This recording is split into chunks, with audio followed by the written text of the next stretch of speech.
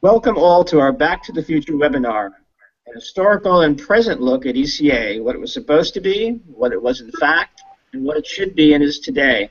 I'm Bob Eisenberg, Director of Consulting at Empire Discovery. First, I'd like to introduce you to our esteemed panelists. We have Christopher Redlich, Litigation Support Manager at Overy, Frank Canterino, who is the Chief Technology Officer and co-founder of Empire Discovery, Joe Sherman, who is Chief Executive Officer and founder of EDT. Joe is joining us from outside Sydney, Australia. She's also an attorney and technologist. Manuel Almonte, he is eDiscovery Project Manager at Greenberg Traurig, and David Lapresi, eDiscovery and Litigation Support Manager at Phillips, Lytle. As you can tell, we have manned this panel with real live hands-on users of technology, those in the frontline trenches in the use of eDiscovery technical systems, and who have been there for quite a while. They're going to attempt to convey how things really work and why you should do certain things. So let's get started. Let's start out with some concepts that I believe most of us in the discipline of eDiscovery can agree upon to some extent. And to do so, we will at times board our Back to the Future DeLorean for a trip to our industry's recent past. Of course, we won't let Joe Sherman drive since she is from Australia, and as we know, they drive there on the wrong side of the road. Well, we're going back. We're going back, Bob. We might as well drive on the other side of the road as well. Touche, Joe. For those people who want to stay with us after the webinar, we're going to have a interesting conversation about traffic patterns in foreign countries. Anyway, we know today that law firms and corporations using traditional approaches to discovery are often still struggling to manage the enormous volumes of electronic information that can be potentially relevant.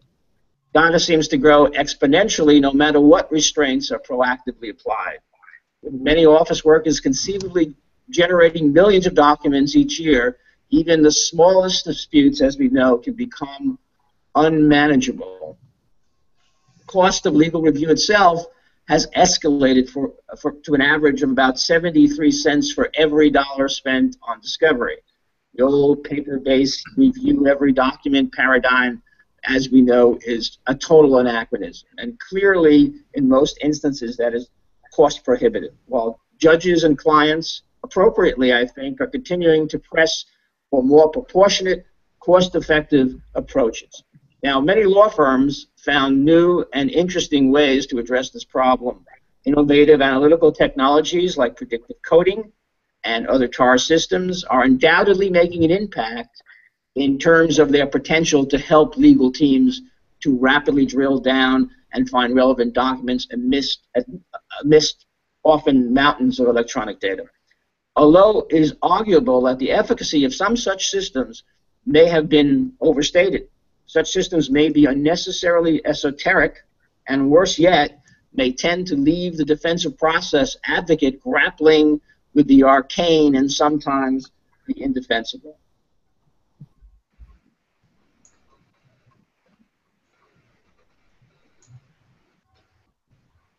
So, Bob, were you going to, I suppose, talk to us about the concept of ECA and what that means to different people?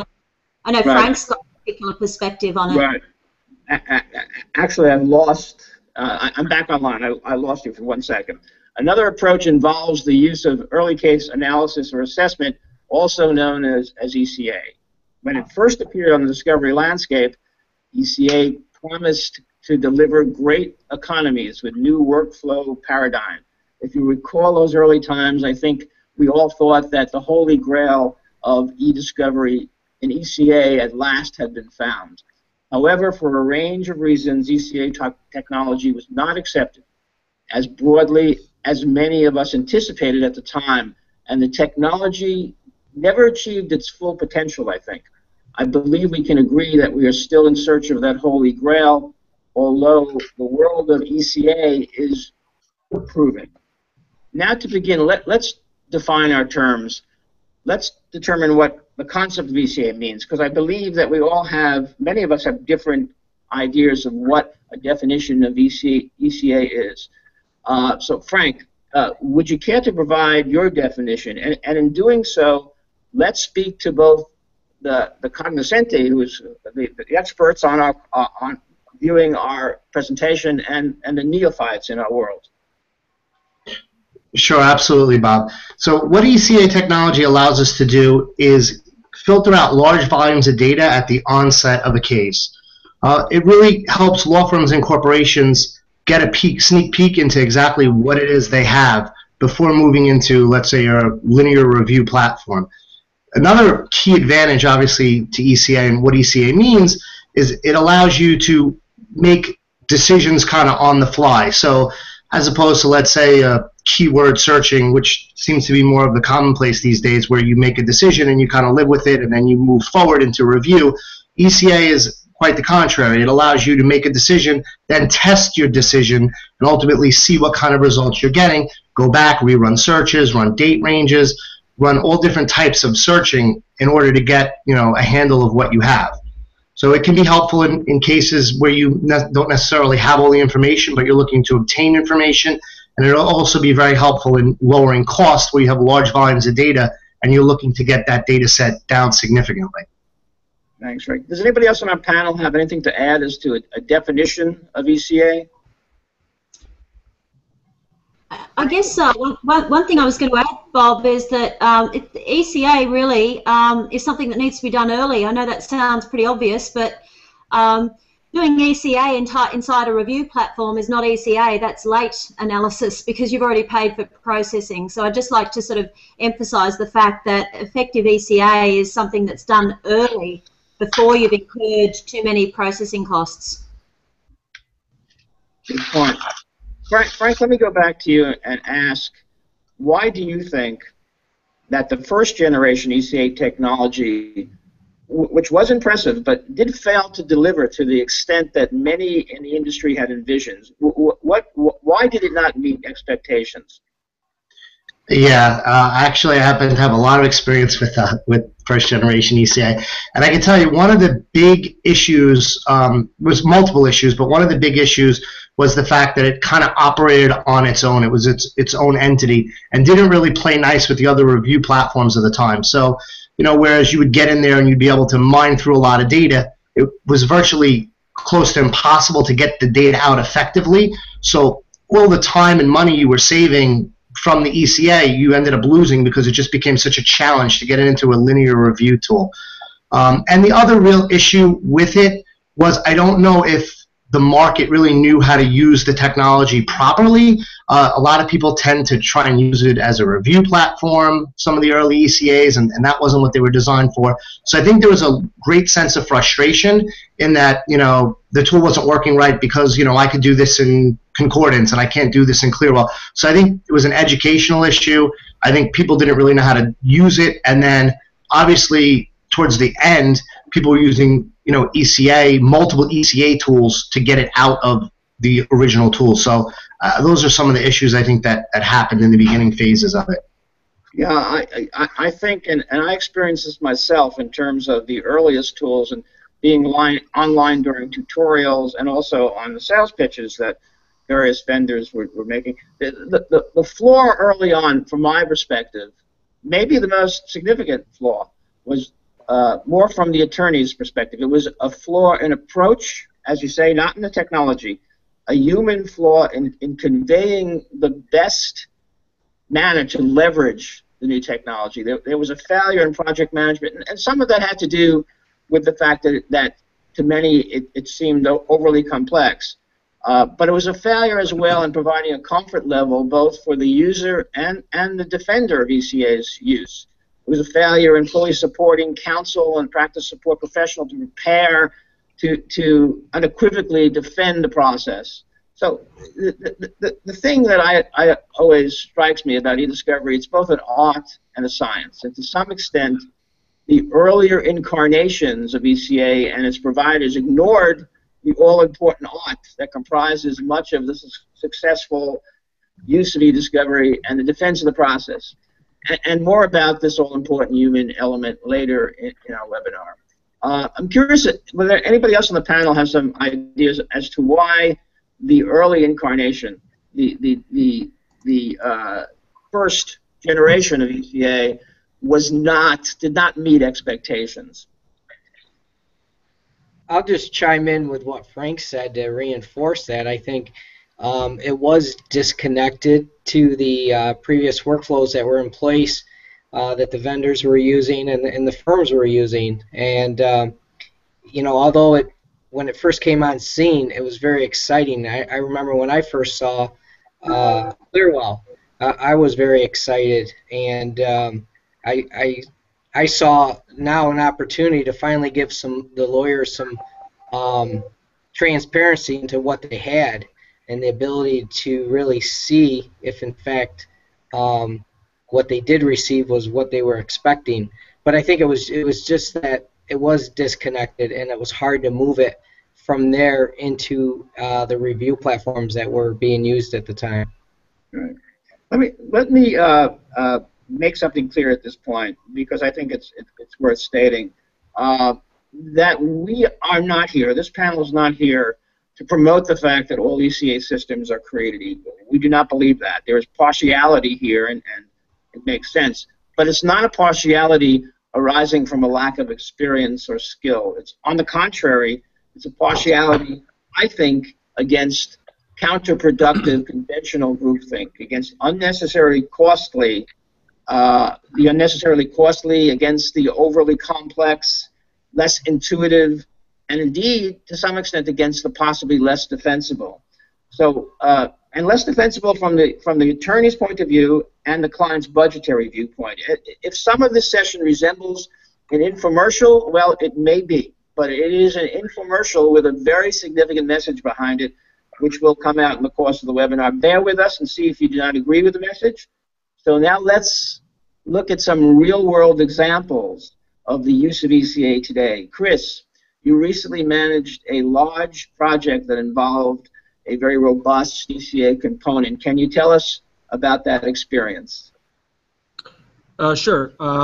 We had an early phase investigation. It wasn't a standard document review project. It was basically an internal investigation for one of our clients.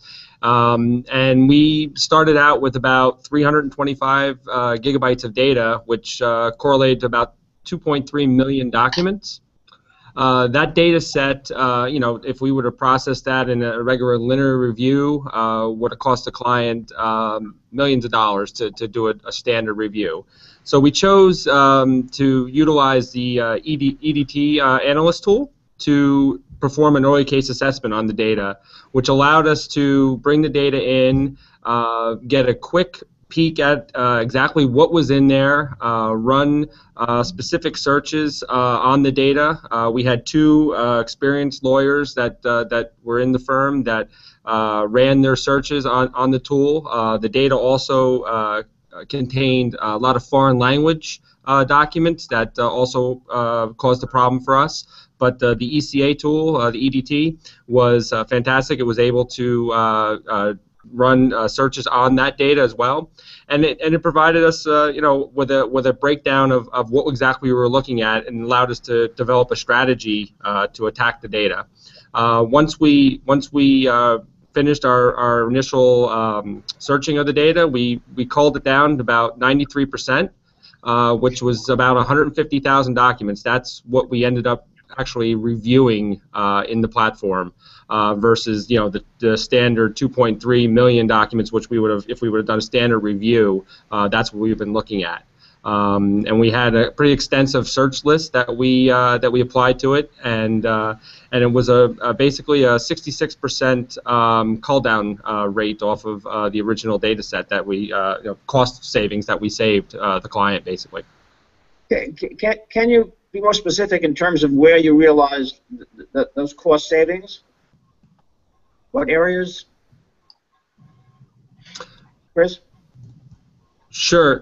I mean, the cost savings for us was basically when in a standard review, we provide the data to our vendor. We provide search terms, and then that data gets loaded up to some type of platform, document review platform such as Relativity or something along those lines.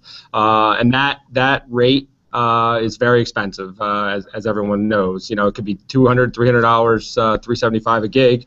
At that point, when we realized that we could basically do our initial ECA in EDT and pass the data set over to the review platform within EDT, we had a huge cost savings, and we were able to cull the data set down, like as I mentioned, about 93% of the material was culled out, and we saved the clients a ton of money in that process. ECA worked in that case. This might be a hard question to answer, but without the ECA function, without using that tool, do you have any sense of what the filtration rate would have been rather than the 93%? Normally, when we would have run our process, if we didn't approach it using EDT, we would have applied deduplication to the data, and we would have applied basically roughly a set of search terms to the data set, and then reviewed it that way in a linear method. It's at the most, I would say we would have culled about 60% of the data out. That's on an average, versus the 93% that we experienced using the EDT model. Good. So it occurs to me, Chris, that the system you used is reasonably straightforward, and your results are similar to those that you would achieve with several other platforms, even achieving maybe more effective results or faster results using powerful document analytics. So let me get to the core question is, how was this technology, and I suppose it goes to why you selected this technology in the first place, how was it different and why was it so effective? I have to say that this is always the paramount issue in our world of e-discovery for both the attorney and practice law professional. How does a technology solution differentiate itself in a market that seems to have tools that are so similar, sure, but yet differentiates itself as far as economy, defensibility, and how do you know that you're using the optimum system for a particular matter? How does that system protect you from second guessing by either the opposition, the opposing counsel, or the client? So why this system? Why did you turn to it? Well, I think what you need to think about is what actually ECA is, and it's early case assessment. So you're trying to, before you incur any costs for doc review or any type of extensive processing of the data, you want to weed out the irrelevant data set, right? So that's what you're trying to get the core data set to then send to some sort of review tool. So that was where the ECA model and the EDT model was definitely a no-brainer for us to utilize. It was we would extend upfront savings before we had to jump in and do any sort of review.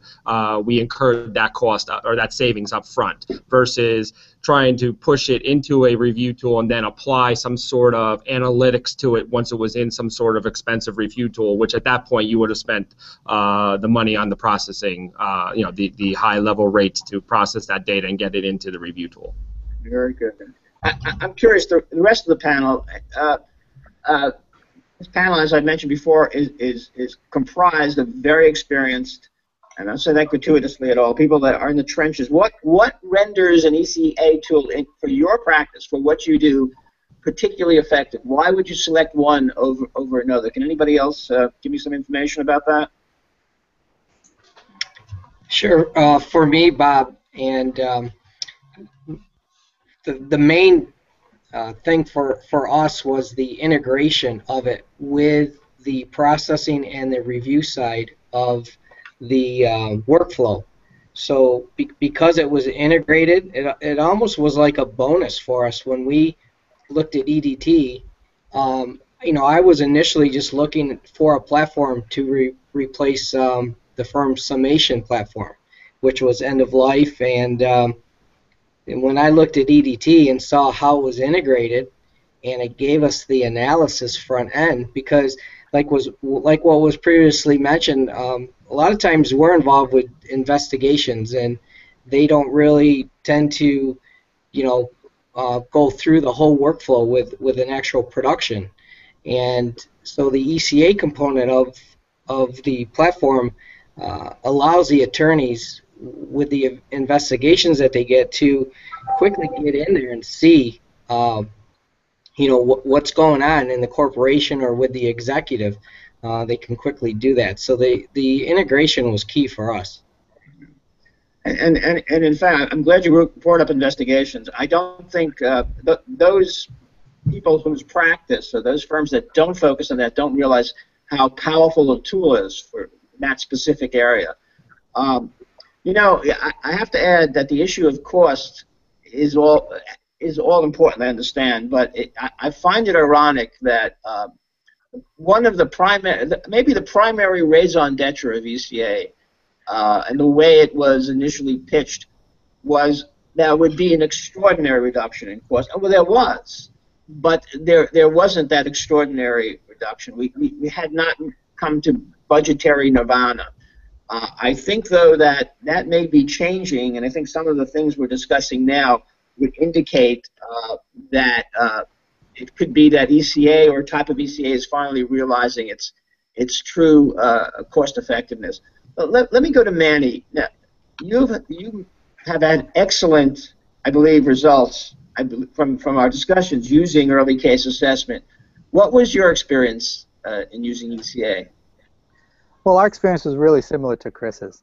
One of the benefits that we had, that our lawyers had access to the data directly, and they did an enormous amount of culling before going into the review. So they had the ability to change the filters, dates, and very quickly. We didn't have to go back and forth to the vendor as we would normally, traditionally would, if we would had it in concordance or relativity or Clearwell. However, the biggest benefit to it was dipping into the well, so to speak. If you have the data in one location and you have the ECA tool in one area, and then you have the review on the other set, as you're reviewing and something changes, which did happen on one of our matters, they can easily change the criteria of the data set in just a few minutes, and easily take out from the review set, put it back into the pool, and then reassign the data set back to the reviewers. That was probably one of our biggest benefits of using the tool, and that's how we kind of used it, and it gave the power back to the attorneys. I wasn't sitting there for hours trying to figure out how to run the searches, what are they looking for. They're looking at the data themselves, and also the fact that they're looking at the actual documents, not rendered OCR versions of the documents, not TIFF or everything's like right there. So that's some of the experiences that I've been having on our end. So just to reiterate for you, and it strikes me that this makes sense, one of the great benefits of the tool you were using is that it was integrated. In other words, processing, analysis, and review was one technology. And the benefit there, I'm sure, relates to time, cost savings, and efficiencies in being able to access the data from one, as you've said, central repository.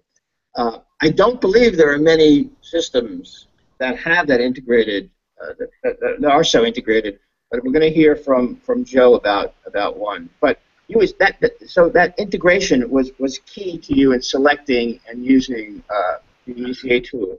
That's correct? Yeah, absolutely. I mean, traditionally what the process would be is that, we'd get the data, right? And like Chris said, we'd give it to the vendor, we give them some keywords, we wait a couple days, we get back search results. It's usually some spreadsheet with numbers on it, which is great, but it doesn't give any meaning to the attorneys because they're not looking at the documents. But now with them accessing the documents directly, you lose those 5 days. So now it's just a couple of hours for them to look at the data set. So now instead of waiting for hours, they get answers right away. and it's all in one tool. It's not like they have to go back and ask the vendor to give us load files. And one of the key components here is load files, right? We have load files that they give us, we have to load, and we don't deal with that anymore. With this tool, it's all integrated into one workflow, which I found it very, very, very helpful. Yeah, from a attorney's perspective, and from all of us in Discovery, one of the issues, maybe the most significant issue, especially when you discuss the use of more the early case assessment as opposed to advanced analytics and predictive coding, is how do you effectively arrive at keywords and phrases. I'm curious, can you expand on, with that particular project, you focus on that, how did you come up with, what were the steps taken by counsel and by yourself to develop effective keywords and phrases? Well, one of the approaches is that you come up with a base. Now, just like any other traditional approach, you'd run it against the data set and then you'd come back and review documents. But then as you're reviewing documents, and either the false positives, whatever comes back, you can adjust your terms going forward. Maybe a date filter might apply to it to give you more meaningful results. But at the end of the day, the fact that you're looking at the data set and you're looking at documents that relate to the searches that you've applied to the data set, you can adjust in real time your analysis on the data set. So that's kind of the workflow that we've been using here, and it worked. So I think it helps. Well, I think, Bob, I was just going to say, I think Frank's had some experience with other firms that have really taken that approach that Manny's just talked about and are running with that as well. And I guess, Frank, you were talking to me the other day about the iterative approach to development of keywords, because keywords have kind of copped a lot of flack in recent times, and we all know that they're just one of many tools that are in the toolkit for a modern litigator alongside other TAR sort of based technologies, predictive coding and whatnot. But I think you were talking last week about the success that some of your clients have had using this more iterative approach, because they can evolve the keywords and test them before they finalize them. Yeah, one of the biggest complaints that I hear from law firms and corporations is in that beginning phase, that keyword phase, because essentially what you're asking people to do is pay for something that ultimately they're going to end up discarding. And sometimes, it goes so many different ways, but we have some instances where it just comes down to budget and cost. So sometimes people don't make necessarily the best decisions. They exclude words, they change words, they refine words, just because they just have to solely get the data population down. So then, when you start cutting corners proverbially like that just to lower costs, there's always a risk. Why I think people have tended to like the offering that we have currently is that they don't have to take those chances. They can create their search terms, they can run their data set in a normal way, and then go back and make any change.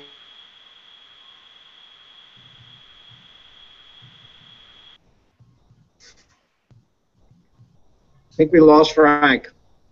Might have lost him momentarily. Yeah, that happened to me momentarily. Okay, let me go.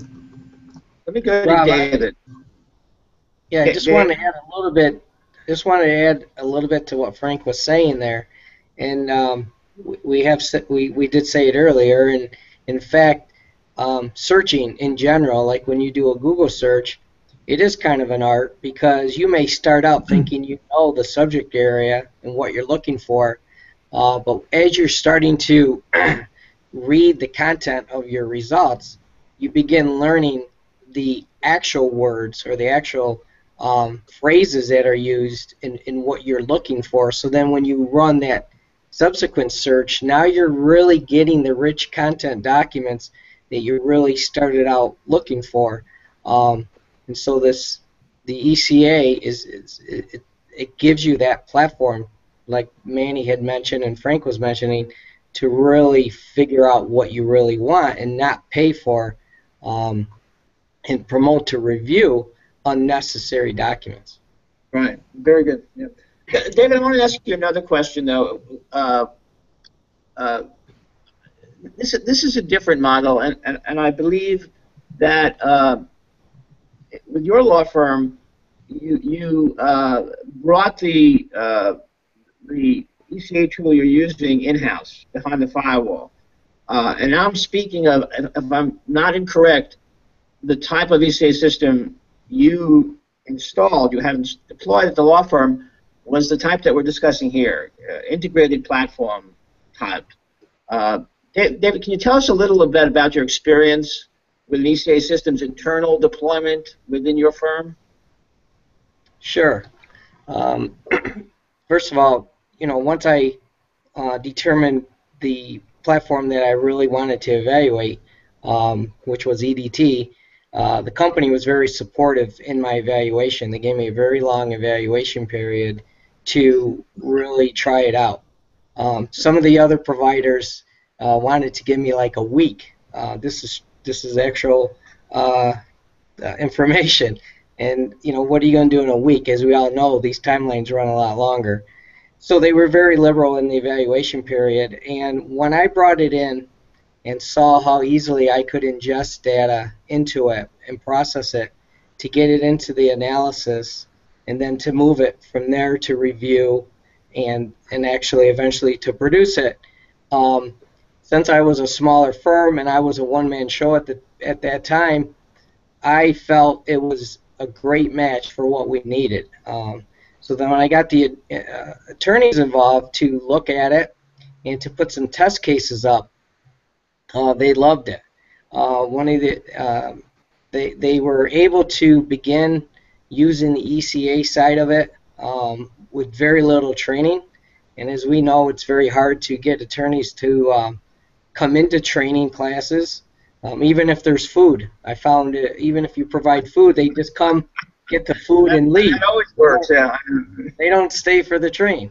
No. So I just felt it was a great match. So when I showed it to the partners who had to make the final decision, and they evaluated it from a cost-benefit standpoint, it became a no-brainer for us to license the product and to keep it behind our firewall. Yeah, I was a trial attorney for a time, and it always strikes me, and when I talk to lawyers about these systems, they have to understand what they're trying to achieve, and once they understand what they're trying to achieve, they get excited by it. They're trying to tell a story. I always say that novelists and attorneys are very similar. The person who tells the best story wins. The thing is, novelists make up stuff, and attorneys don't, hopefully. But in order to do that, you have to know not only determine the issues, but the flow of the case. And you have to get a sense of what really is happening,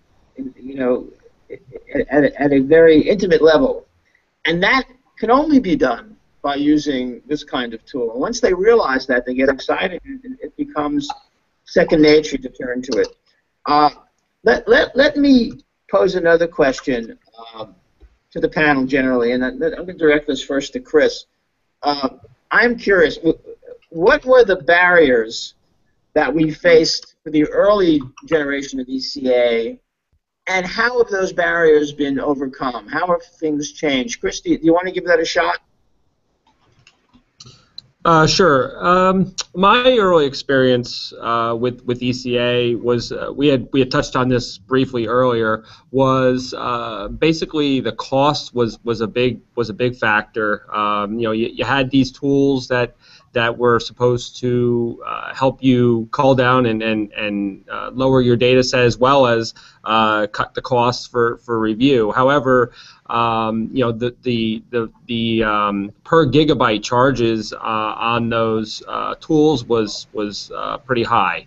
You could range anywhere from $150 to $280 a gig. And that is completely the wrong way to go when you're trying to save money on doc review.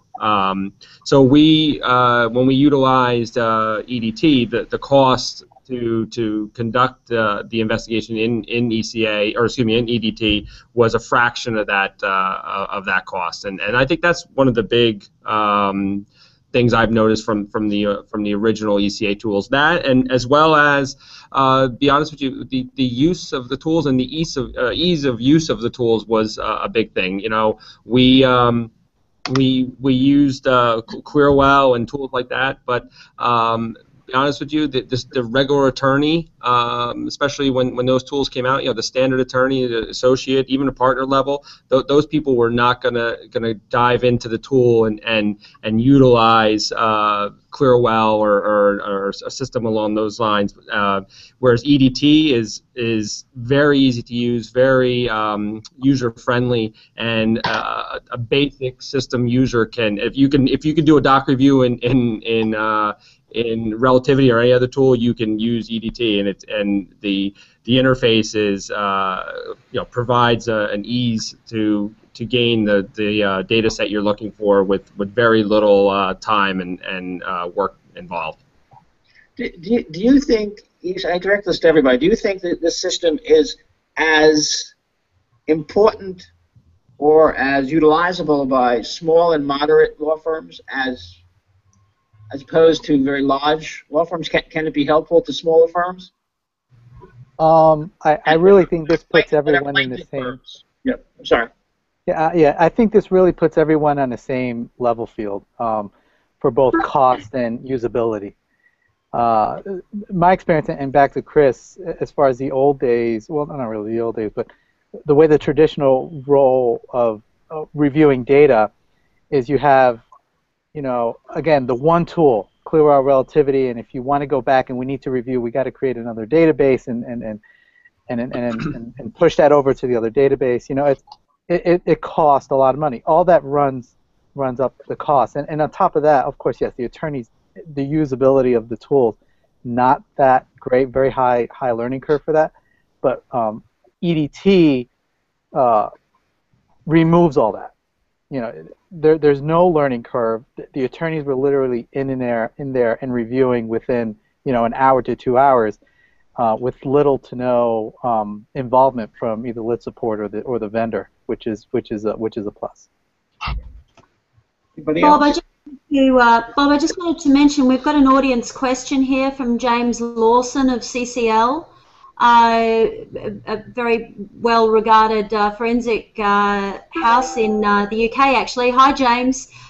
James has actually got a question for Chris, and he's saying, why did your client review in Relativity, not in EDT? It looks like there might be a little confusion there, Chris, about where you actually did the review. Right. Yeah. Sorry about that.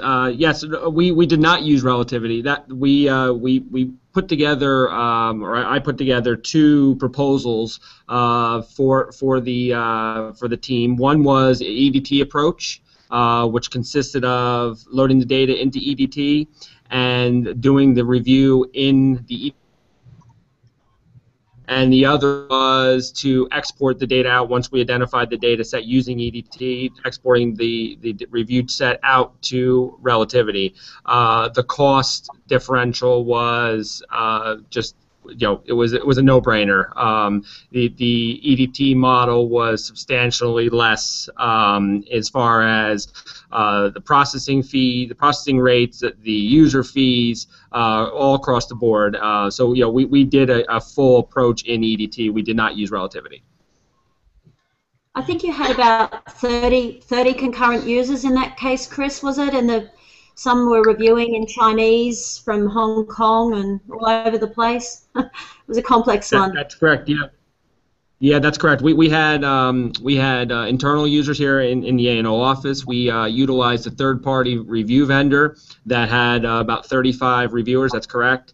They were off-site in another U.S. location, and we also had several people joining from our Asia office, all concurrently on the system, utilizing. Another thing, just to add to that.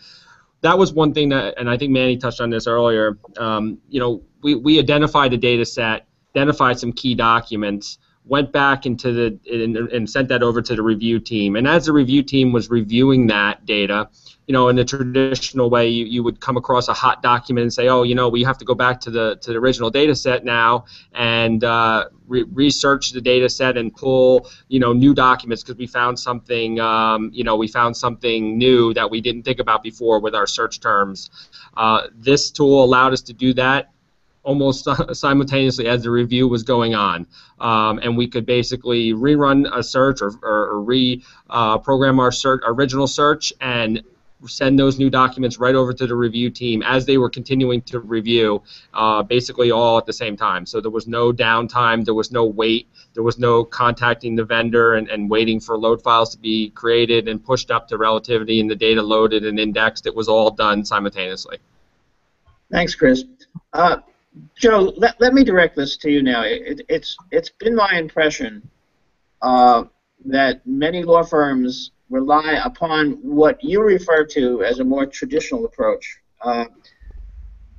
That's a theme, that traditional approach, which I'd like you to define. That's a theme that comes out in your material for your proprietary system and when you speak about it. Can you tell us a little bit about what you mean by that and how you have fashioned in your system a way of being more innovative and more accessible and less linear? Can you talk about that a little bit? Sure. Thanks, Bob. The traditional approach involves the movement of data from tool to tool throughout the life cycle of a case.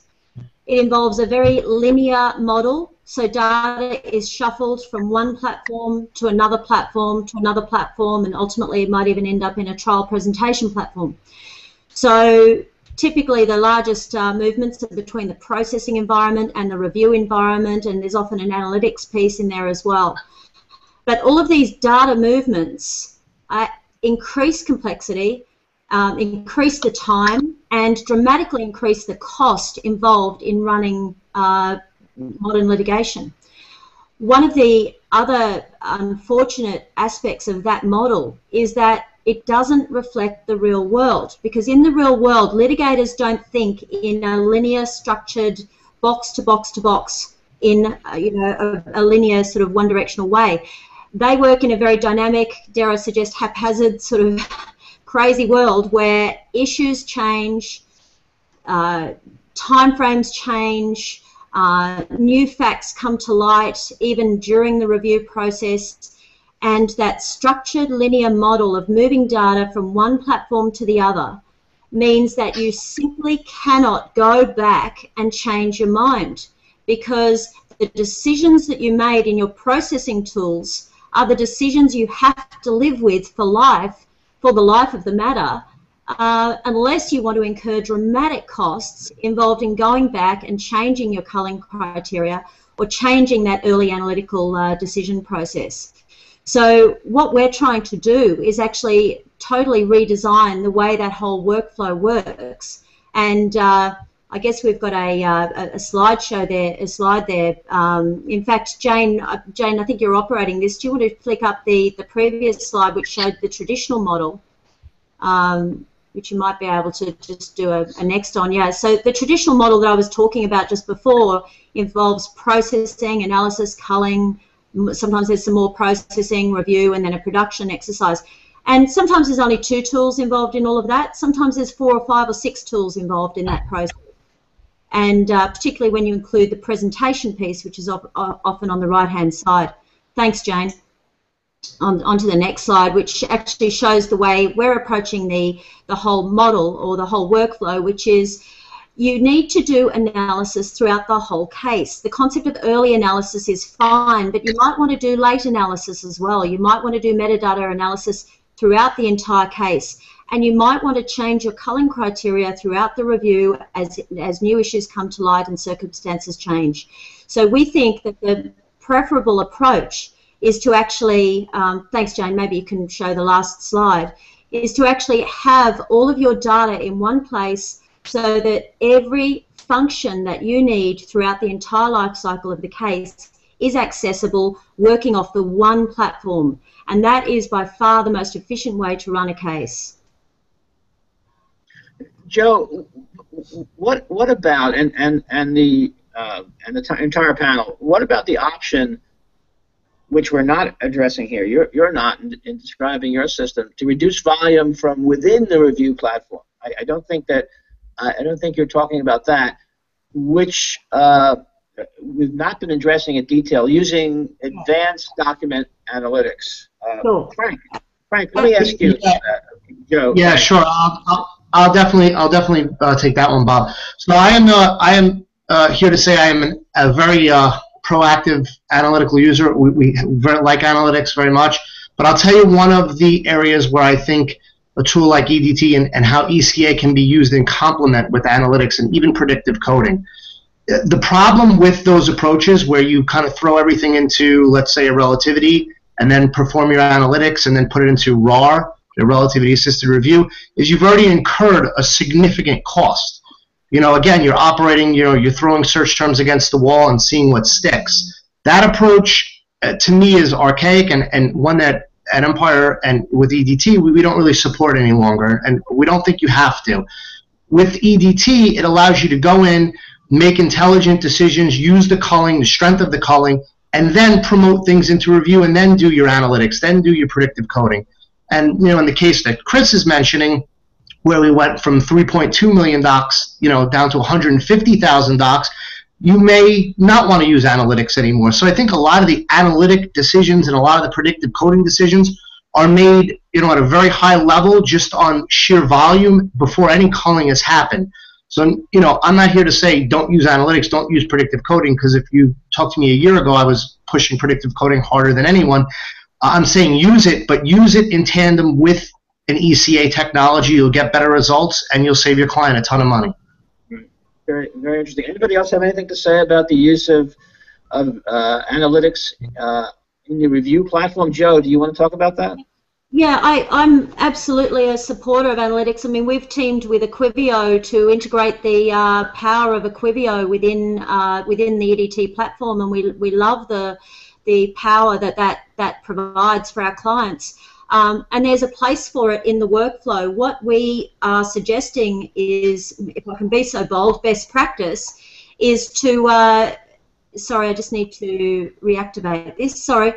What we're suggesting is that ECA or some form of intelligent, informed analytical culling should take place before you go to a review platform or a TAR predictive coding sort of exercise.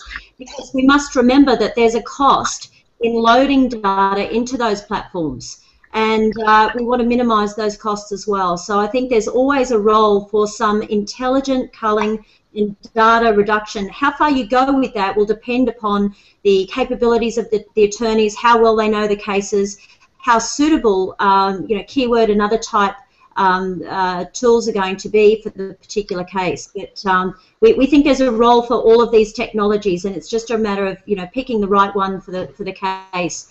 But I would suggest that ECA is something that's needed in every case. And there's economic considerations, the cost considerations in making that determination. Anybody else want to talk about that?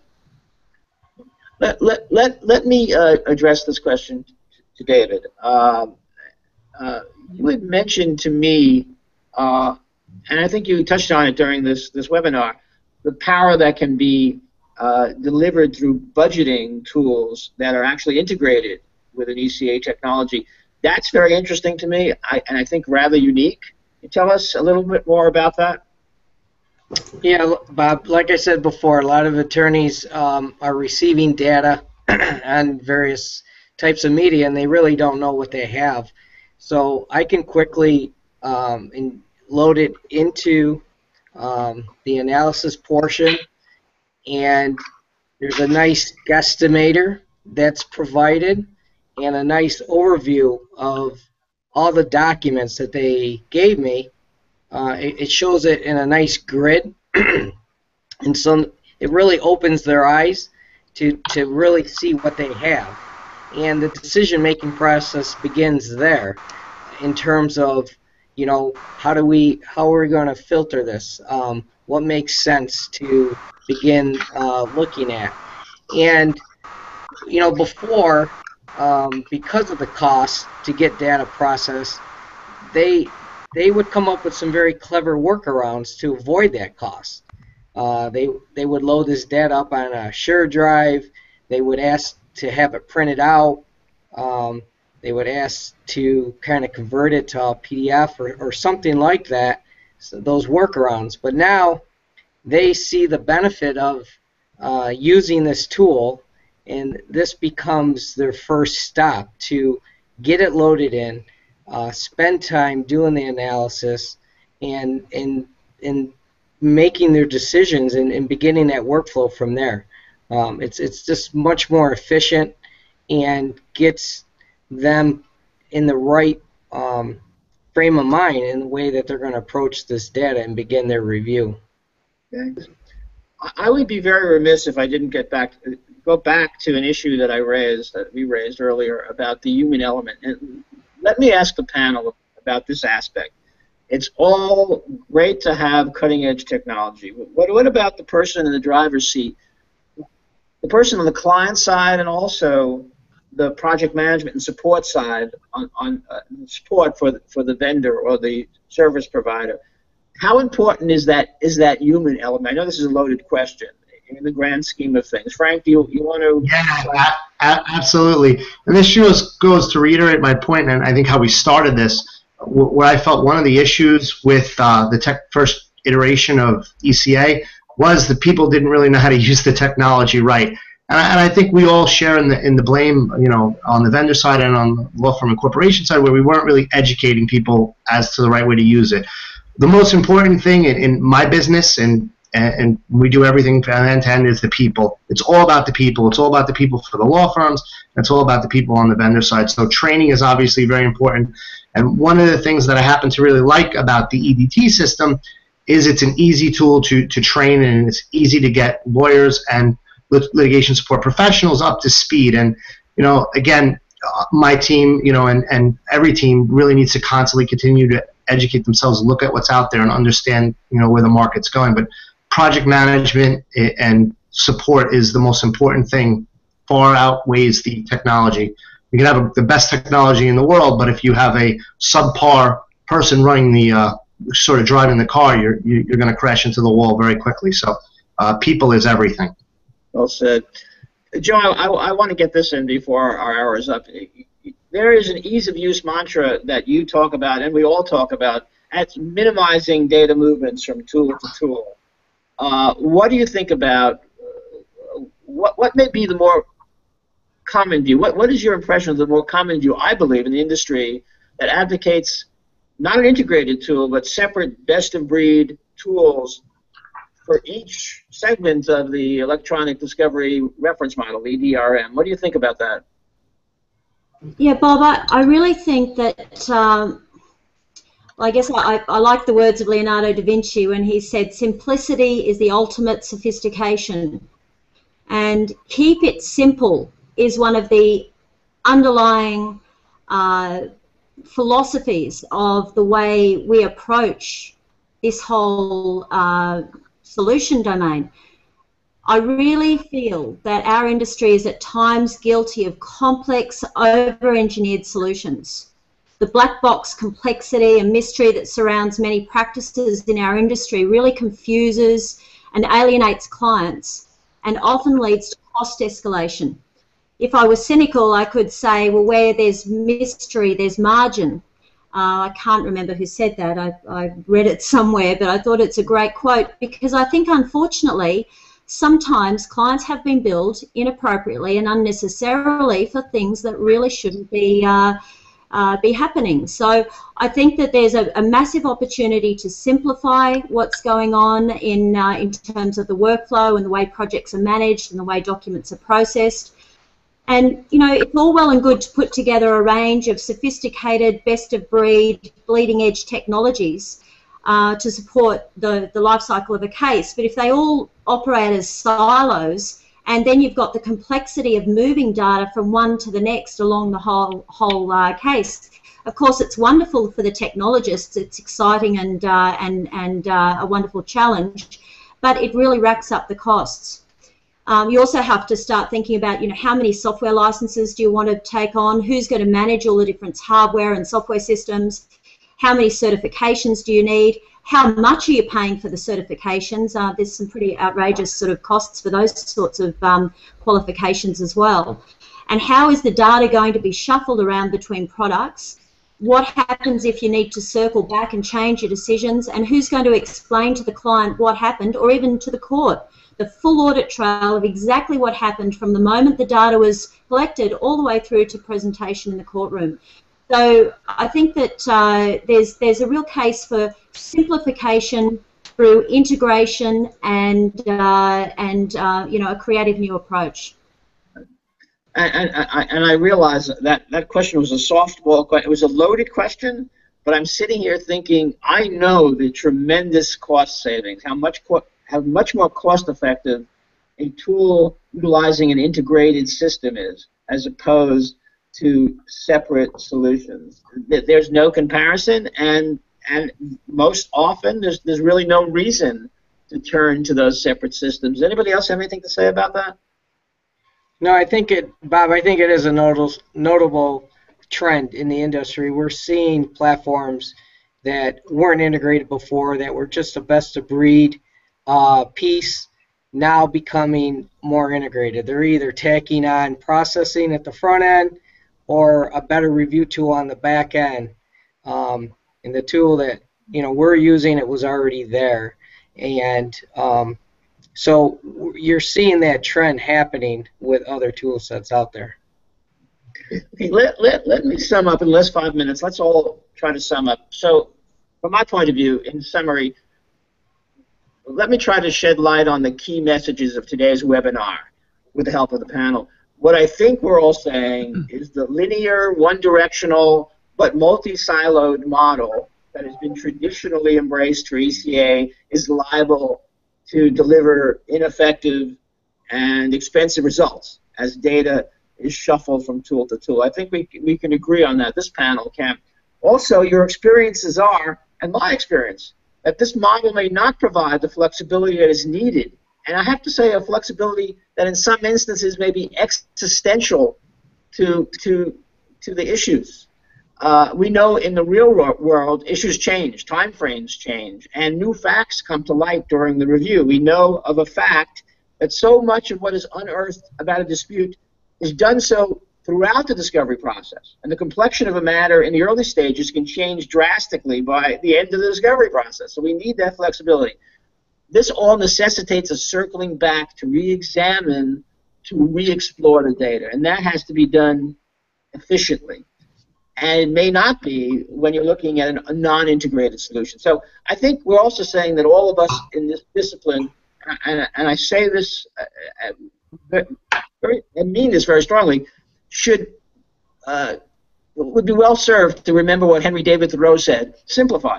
And the approach we have focused upon here is more accessible, easy to describe. So from defending the process, it is a more simpler and less fraught situation. And in many instances, we have to do that if push comes to shove. More importantly, perhaps, I think what you're saying is that true ECA is in many ways a fine art as well as a science, an art that should not be overlooked and needs to be brought back into the mix, because I think to some extent it has been minimized, and it has to be brought back where appropriate, with other powerful options, as Joe has noted, like analytics and predictive coding. But finally, when all is said and done, however, I believe, at least for this panel, we all agree on the fact that we are not, in what we do, just about software and technology. We are about applying the right human expertise and analysis, that human element, efficiently and with as much clarity as possible, while doing so economically, and doing this as early as feasible in a dispute, which I think is the very definition of successful ECA. In the last few minutes, I'm going to ask my panel, are there any closing thoughts? Yeah, I'll give one, is that it gives control back to the attorney, direct control. I mean, there's nothing simpler than that an attorney being able to see his results, his or her results, immediately. So that's my final thought. Frank? Yeah, Bob, I have a final thought, and just in closing, I think, the first generation, just going back to the first generation versus the new generation of ECA, I think today we're in a much better position than we were 5 years ago or 6 years ago when, the Clearwell and these early ECA tools burst onto the scene. There is options now. There is full end-to-end tools where you can utilize the ECA functionality and also use review analytics. There's new technology out there. So I think the message I'd like to convey to people is there's a better way than just creating search terms in the dark and throwing them against the wall and see what sticks. There is technology out there. We have technology that can allow you to use ECA, but again, eliminate all the headaches that the first generation had. Very well said. In the last minute, Joe, do you have any closing thoughts? Yeah, I guess, Bob, I would just say that ECA without integration is probably a waste of time. ECA with integration is the new generation approach. It is the next big thing that I think is a Back to the Future concept. So the whole theme of this seminar or this webinar is Back to the Future. What we're talking about there is ECA, but it's a new take on it, which is integration within an entire platform. So I think that's where we will really achieve the benefits and the promise that we had all hoped it would deliver some years ago. Excellent. And with that, I'm going to close the webinar. Thanks to everyone for viewing the webinar. We appreciate your time, and you can contact any of us about any of the thoughts and the concepts discussed here, and have a great day. Thank you.